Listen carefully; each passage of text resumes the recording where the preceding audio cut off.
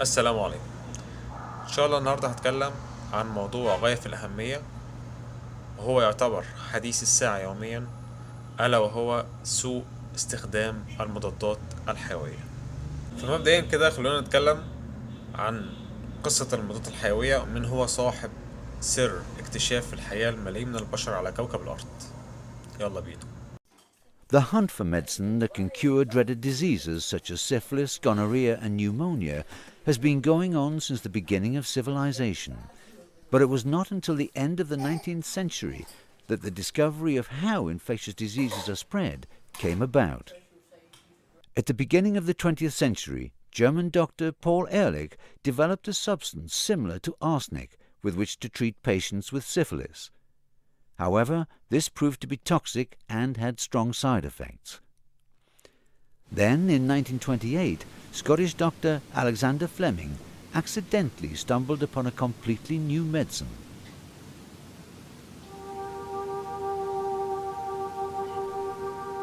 One day, whilst working with bacterial cultures, Fleming discovered a spot of mould. It wasn't unusual for petri dishes to be polluted by fungus, but the odd thing was that the bacteria around the mould had disappeared. Fleming found this fungus, known as penicillin, could prevent the growth of dangerous bacteria such as staphylococci and anthrax.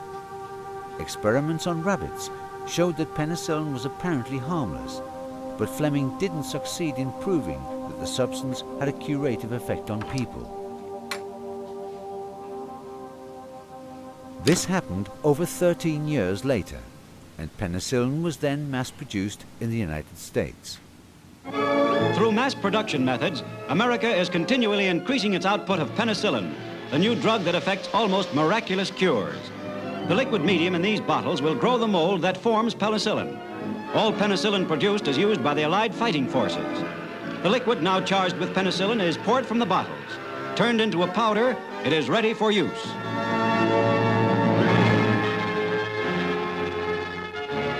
Allied casualties in Normandy received the most expert medical care science can provide. Two modern treatments, penicillin and blood transfusion, have cheated death in thousands of cases. Gangrene, from which millions have perished in past wars, has been conquered by the miracle of penicillin. Thousands of men, thanks to penicillin, will come home to their thankful families. The whole world of peace to come will reap the benefits of this great wartime medical discovery. Science has won another victory over death.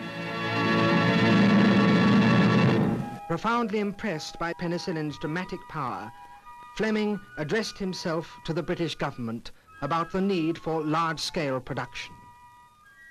And the press took up the cause.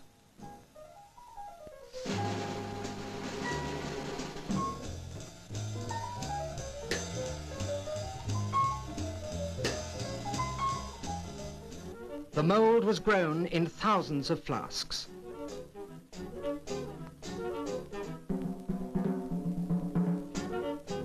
Britain's output joined the huge supplies now coming from the United States to give life to hundreds of thousands of soldiers.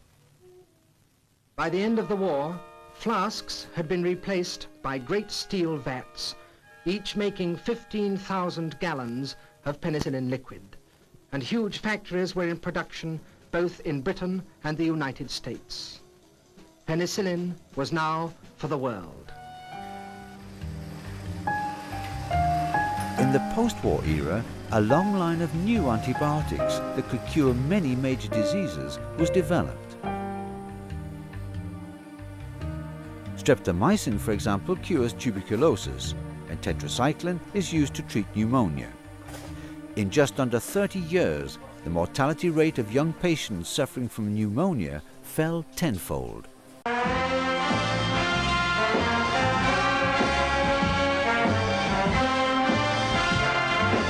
Vaccine and medicated shave.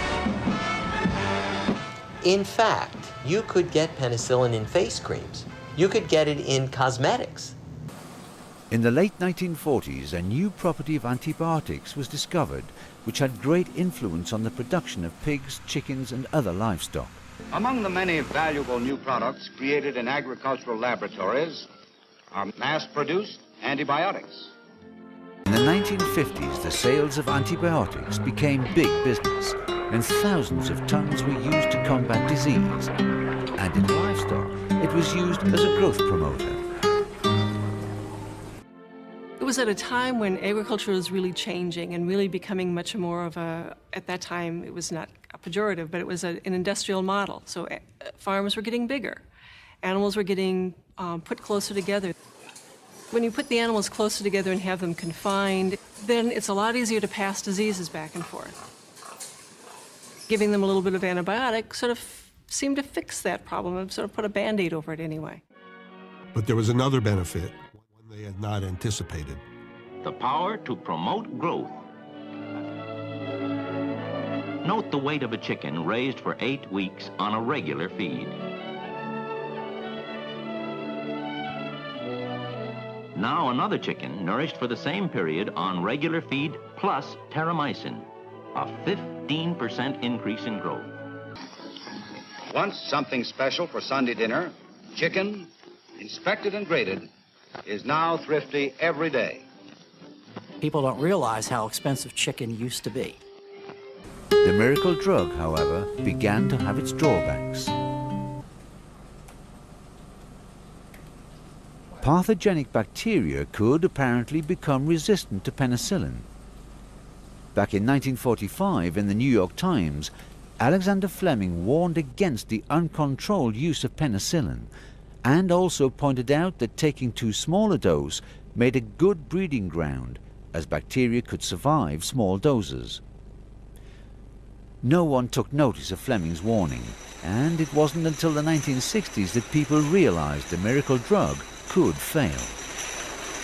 Late in 1967, there was a small outbreak of an E. coli in the children's wards in a hospital in northeast of England in Middlesbrough. 11 children died. Almost all of them very weak. They had been born prematurely. And as far as the medical profession was concerned, this was not either unusual or terrifying. It was disturbing because the E. coli which killed these children was resistant to antibiotics. And the press in 1967 realized the public did not know that children were dying in British hospitals of E. coli. This became a terrible scandal, and E.S. Anderson, a very active scientist within the public health laboratory, warned that it was conceivable, he couldn't prove it, but it was possible that the resistance which E. coli had acquired had been developed in animals. So that here was an example, possibly a warning of a much worse epidemic to come. Due to public concern, the British Parliament set up a committee to investigate whether the use of antibiotics in livestock could increase the growth of resistant pathogenic bacteria. The British government sounded an alarm in a study called the Swan Report.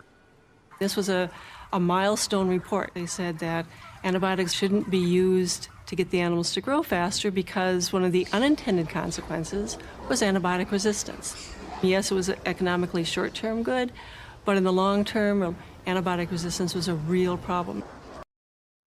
The Swan Committee's recommendations brought about a ban, first in England and later in other European countries. In husbandry, 4 different types of antibiotics were banned, as they're vital in combating human diseases. But the use of other types of antibiotics as growth promoters in livestock continued to rise.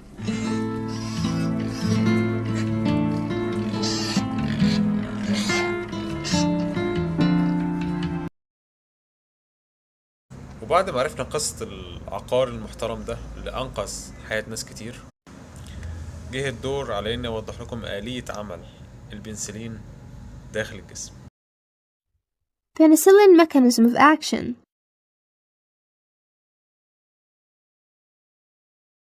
The cell wall of gram-positive bacteria is composed mainly of thick layer of peptidoglycan, whereas the more stubborn gram-negative bacteria have an extra outer layer above the peptidoglycan layer. Peptidoglycans are composed of chains of amino sugars, such as NAMs or NAGs, that are cross-linked together by the short amino acid chains, such as alanine and glutamic acids.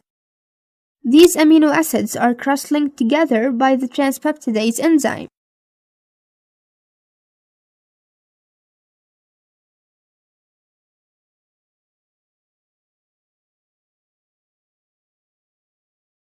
To start their bacterial destructive effects, the beta-lactam antibiotics such as penicillin and cephalosporins have to pass through special barrel-shaped proteins known as porins that cross the outer layer of gram-negative bacteria. Then, penicillin must traverse the peptidoglycan and bind to specific proteins on external part of bacterial cell membrane called penicillin binding proteins or PBP. Binding to penicillin binding proteins activates penicillin antibiotics.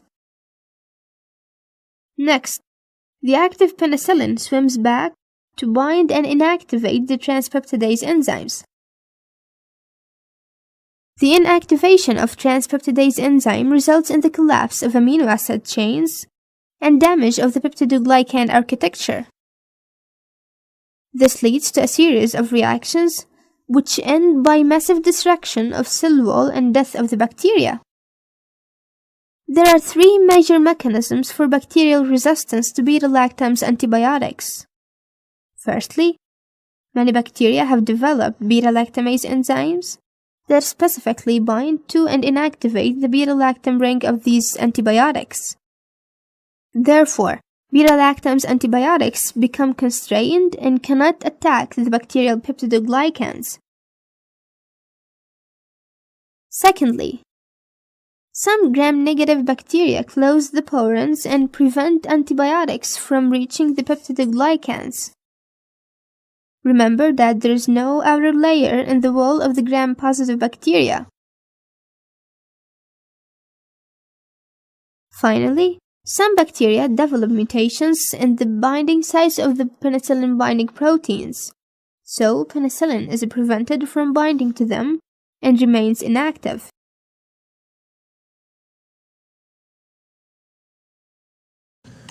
طب زي ما قلنا، هل البكتيريا هتسكت على الاكتشافات دي كلها وما تعملش رد فعل؟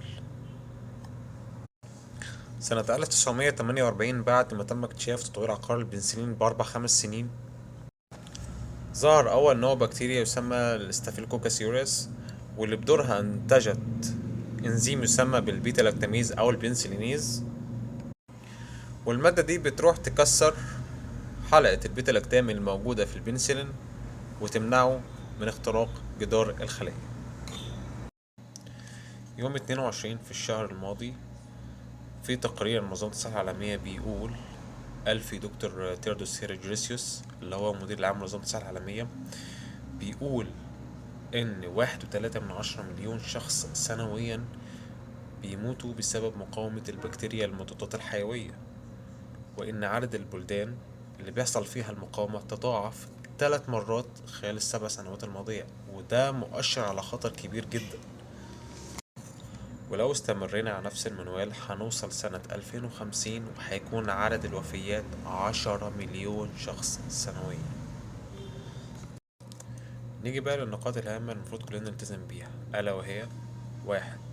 ممنوع استخدام المضادات الحيوية إلا تحت إشراف الطبيب.